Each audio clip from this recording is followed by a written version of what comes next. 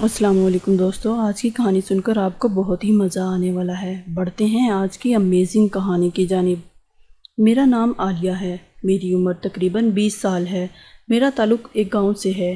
رنگت کے لحاظ سے میرا رنگ بہت زیادہ سفید تھا، اس لیے اکثر لوگ مجھے پٹھانی سمجھتے تھے، لیکن میں پٹھانوں سے بالکل بھی نہیں تھی۔ میرا حسن اس قدر زیادہ تھا کہ ہر کوئی مجھ پر دیوانہ ہو جایا کرتا تھا۔ میرا قد بھی کچھ زیادہ اونچا نہیں تھا، میرا قد درمیانہ تھا۔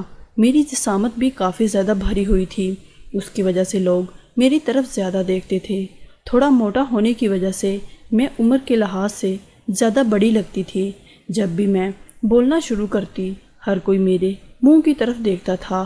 میں اتنی حسین تھی کہ ہر کوئی میری طرف دیکھتا ہی رہتا تھا۔ میں زیادہ تر گھر میں ہی رہتی تھی اور باہر نہیں نکلتی تھی، کیونکہ میرے گھر والے مجھے گھر سے باہر نکلنے ہی نہیں دیتے تھے۔ میرے ابو کو بھی اس بات کی ٹینشن لگی رہتی تھی، کہیں میرے ساتھ کچھ غلط نہ ہو جائے۔ گلی محلے کے سب لوگ مجھ پر فدا ہوتے جا رہے تھے اور یہی ٹینشن میرے باپ کو کھائے جا رہی تھی۔ یہی وجہ تھی مجھے بھی ان سب باتوں کی ٹینشن ہونے لگی تھی۔ اب جب بھی اسکول جاتی، اسکول میں بھی میں چپ رہا کرتی تھی، کسی سے بات تک نہیں کرتی تھی۔ میری اسکول میں بھی زیادہ دوستی نہیں تھی۔ یہی وجہ تھی کہ سب لوگ مجھے بہت زیادہ شریف لڑکی سمجھتے تھے، اور ویسے بھی میرا تعلق ایک اچھے گھرانے سے تھا۔ اس وقت میں میٹرک میں پڑھتی تھی جب میری 3 لڑکیوں کے ساتھ دوستی ہو گئی۔ وہ لڑکیاں ایسی باتیں کرتی تھی کہ جسے سن کر میرا منہ لال سرخ ہو جایا کرتا تھا۔ مجھے حیرانگی تھی کہ وہ ان باتوں کو سب کے سامنے ڈسکس کیسے کر لیا کرتی تھی۔ مجھے بھی آہستہ آہستہ انہی چیزوں کی عادت ہونے لگی۔ میں بھی ان دوستوں کے ساتھ اب ہر قسم کی بات کر لیا کرتی تھی، لیکن مجھے یہ سب کچھ بالکل ٹھیک نہیں لگ رہا تھا۔ ایسی باتیں کرتے ہوئے مجھے کچھ عجیب سا محسوس ہوتا تھا۔ ادھر مجھے اپنی فیملی کا بھی بہت زیادہ ڈر تھا، کیونکہ میری فیملی کھلے عام یوں بات کرنا پسند نہیں کرتی تھی۔ میرے ابو ویسے بھی ایک عام سے ملازم تھے، وہ ہمیں بہت مشکل سے پڑھا رہے تھے، اور میں نہیں چاہتی تھی کہ میرے ابو کو گھر جا کر میرے بارے میں کوئی بھی ایسی بات کرے۔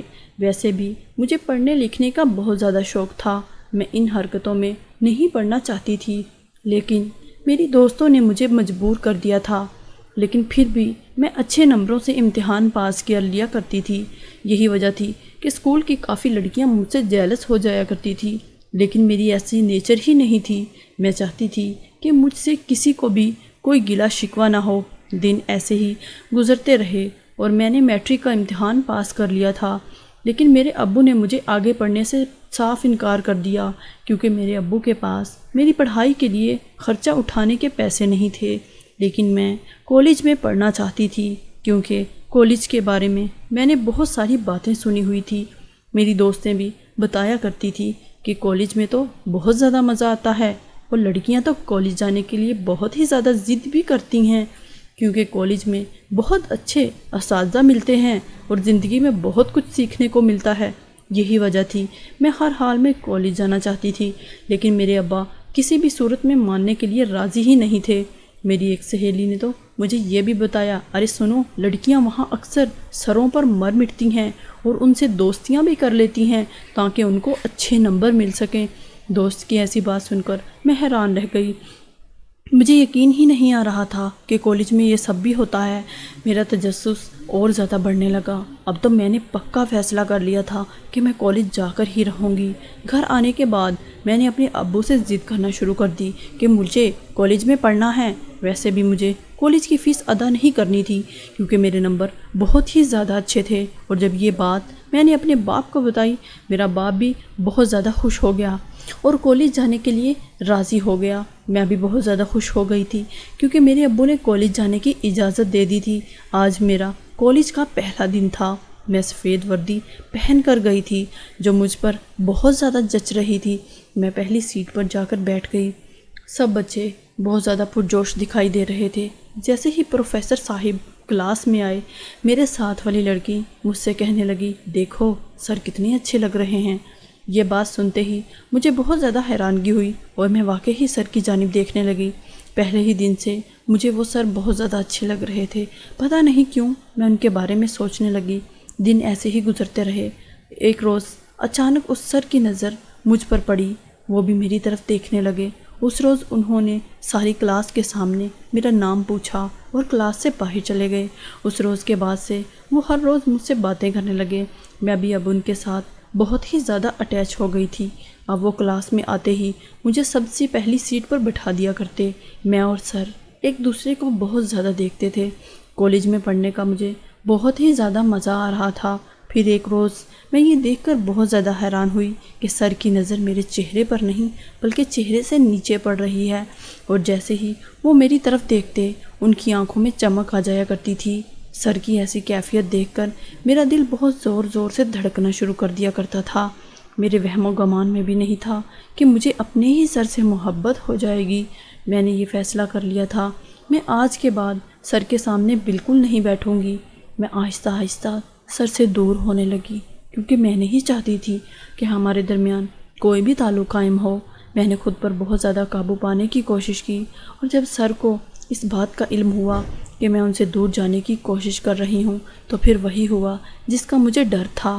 انہوں نے مجھے پیپر میں فیل کر دیا، حالانکہ مجھ سے نالائق کافی زیادہ بچے تھے، انہیں سر نے پاس کیا ہوا تھا۔ اس بات سے میں بہت زیادہ حیران ہوئی۔ سر نے ان لڑکیوں کو بہت زیادہ نمبر دیے ہوئے تھے جو ان کے آگے پیچھے گھوما کرتی تھی، اور سر کی جب میں نے بات نہ مانی تو انہوں نے مجھے فیل ہی کر دیا۔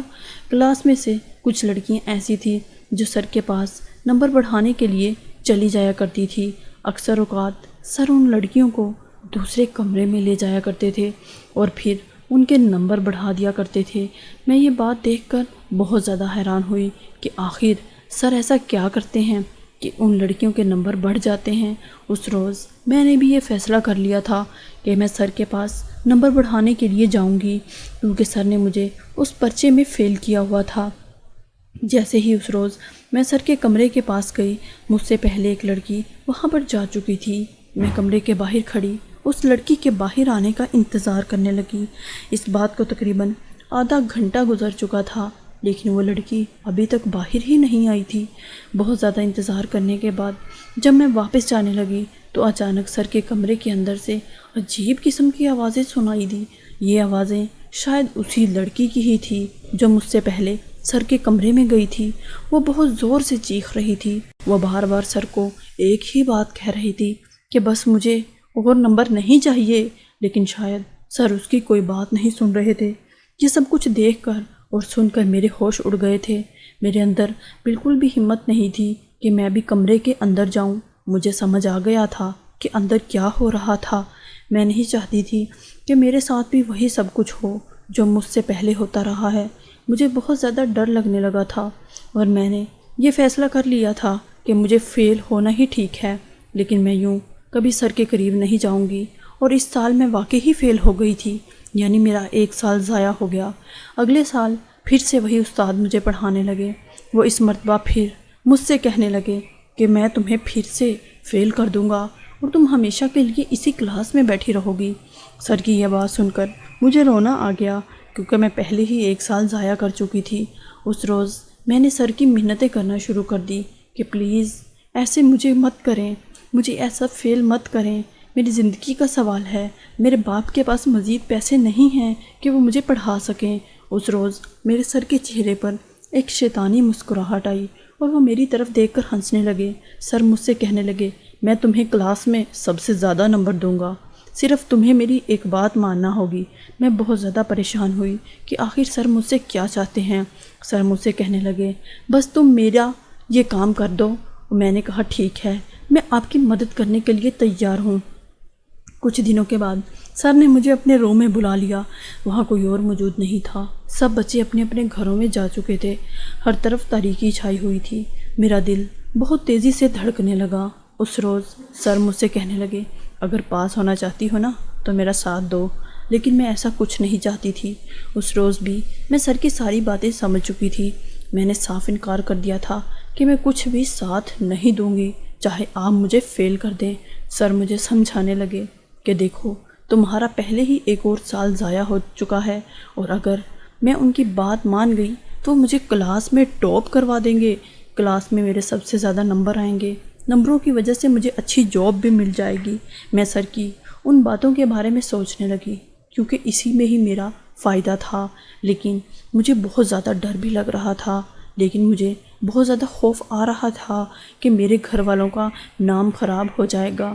اب مجھے سمجھ آ رہی تھی کہ باقی لڑکیوں کے اتنے اچھے نمبر کیسے آتے ہیں۔ اس روز میں نے سر کو اجازت دے دی تھی کہ میں آپ کی ہر بات ماننے کے لیے تیار ہوں۔ سر نے مجھے اپنے پاس کرسی پر بٹھا لیا۔ کافی دیر تک وہ میرے ساتھ باتیں کرتے رہے۔ وہ مجھے بہت چمکیلی آنکھوں سے دیکھنے لگے۔ ان کی آنکھوں سے آج کچھ اور ہی معلوم ہو رہا تھا۔ سر مجھ سے کہنے لگے، آج مجھے ان کی ہر بات ماننی ہے۔ میں نے سر سے وعدہ کر لیا تھا کہ میں آپ کی ہر بات ماننے کے لیے تیار ہوں۔ اس روز سر نے مجھ سے 1 گھنٹہ اپنا کام کروایا۔ سر مجھ سے بہت زیادہ پرسکون نظر آ رہے تھے، لیکن میں بہت زیادہ تھک گئی تھی۔